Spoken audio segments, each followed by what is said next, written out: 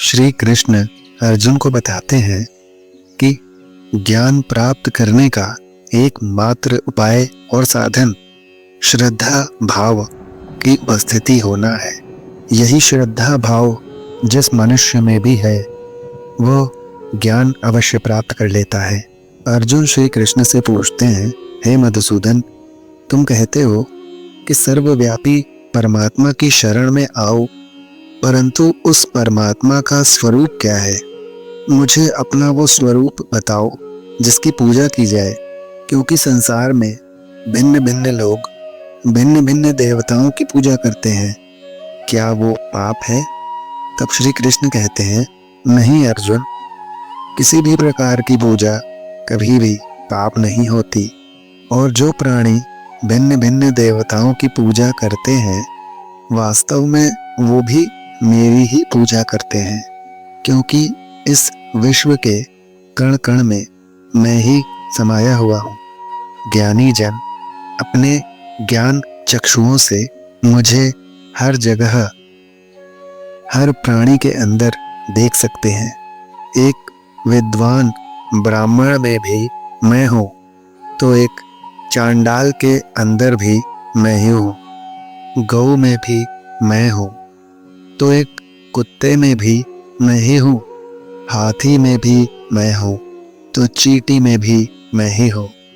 विद्या विनय संपन्ने ब्राह्मणे गवि हस्तिनी शुनि चैव स्वपाके च पंडिताः समदर्शिनः।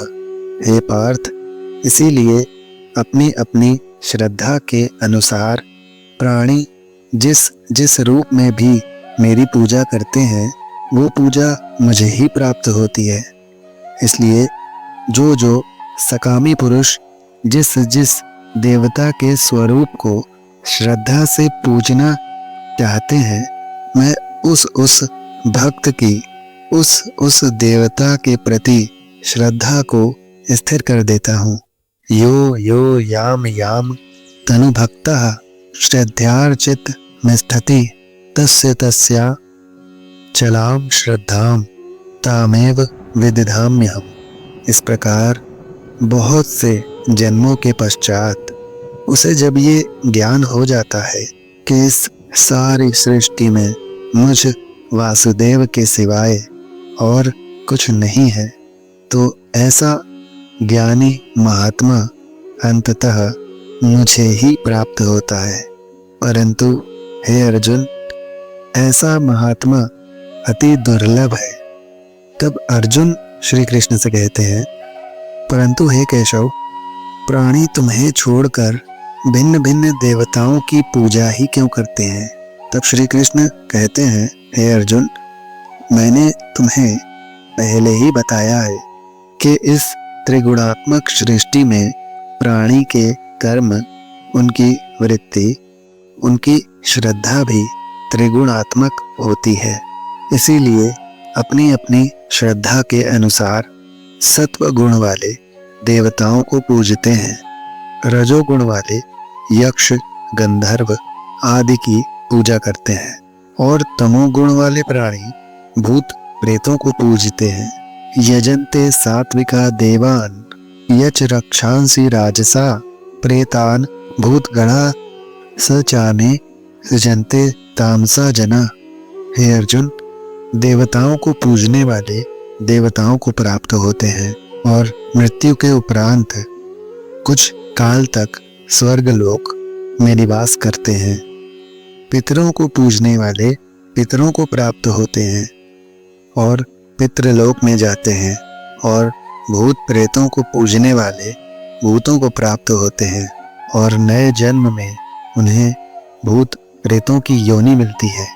अर्जुन श्री कृष्ण से कहते हैं, हे केशव, तुम्हारे कथन के अनुसार मनुष्य अहंकार के अंधेरे में अपने अहम का हाथ पकड़े भटक रहा है और इसीलिए समर्पण नहीं कर पाता, अर्थात अज्ञान ही समर्पण के रास्ते की चट्टान बन जाता है।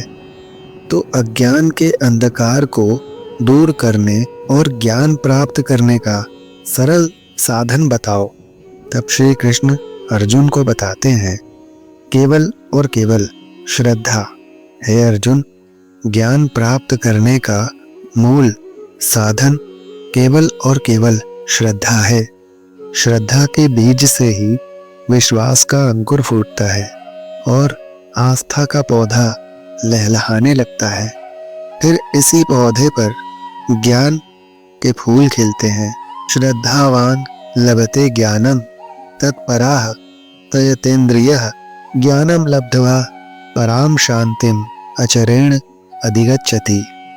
श्रद्धा भक्ति बिना कैसे हो सकती है? श्रद्धा ही भक्ति का बीज है। मनुष्य के लिए श्रद्धा ही वो दिव्य नेत्र है जिनके द्वारा एक अंधा मनुष्य भी भगवान के स्वरूप के दर्शन कर सकता है। ये श्रद्धा ही तो है जो मनुष्य को एक पत्थर की मूर्ति में भी भगवान का रूप दिखा देती है। जिस प्रकार एक श्रद्धावान भक्त को शिवलिंग में शिवजी का ही रूप दिखाई देता है, परंतु एक नास्तिक को वही शिवलिंग एक पत्थर का टुकड़ा दिखाई पड़ता है। यदि भक्त के मन में श्रद्धा न हो तो भगवान सामने भी खड़े हो तो भी, यदि वो नास्तिक हो तो उसे वो भगवान नहीं कुछ और ही दिखाई देंगे। फिर न श्रद्धा होगी न भक्ति। श्री कृष्ण कहते हैं, श्रद्धा वो सरल रास्ता है जो मनुष्य को प्रेम और शांति की ओर ले जाता है। इसलिए कि श्रद्धा द्वारा मनुष्य निष्ठावान बन जाता है और जिस मन में श्रद्धा नहीं होती है वो मन संशय और शक के अंधेरों में इस प्रकार भटक जाता है कि उसे ना तो इस लोक में सुख का रास्ता मिलता है और ना ही परलोक में उसे शांति प्राप्त होती है। जिस मन में श्रद्धा नहीं होती वहाँ शंका होती है। जैसे जहाँ उजाला नहीं होता वहाँ अंधेरा नहीं होता। न श्रद्धा होगी और न आस्था होगी तो मनुष्य आस्तिक नहीं रहेगा, नास्तिक बन जाएगा और वो कदापि सुखी नहीं हो सकता। हे अर्जुन, संशय के अंधकार को ज्ञान के प्रकाश से जो नष्ट कर देता है और ज्ञान द्वारा प्राप्त बुद्धि की प्रेरणा से अपने आप को समर्पित कर देता है, उसे कर्म नहीं बांध सकते हैं। इसलिए हे पार्थ, अज्ञान के कारण जो संशय तेरे हृदय में उत्पन्न हुए हैं उन्हें ज्ञान और विश्वास की तलवार से काटकर अपने कर्म रूपी युद्ध के लिए कमर बांधकर खड़ा हो जा। श्री कृष्ण के उपदेशों को सुनकर अर्जुन को बहुत ही सुकून मिलता है और उसका मन तृप्त हो जाता है। तो मित्रों, ये कृष्णवाणी गीता उपदेश आपको कैसे लगे कमेंट में हमें अवश्य बताएं। यदि ये गीता उपदेश आपको अच्छे लगे हों तो इस वीडियो को लाइक अवश्य करें और यदि इस चैनल पर आप नए हो तो इसको सब्सक्राइब कर लें और बेल आइकन प्रेस कर लें। धन्यवाद। राधे राधे मित्रों।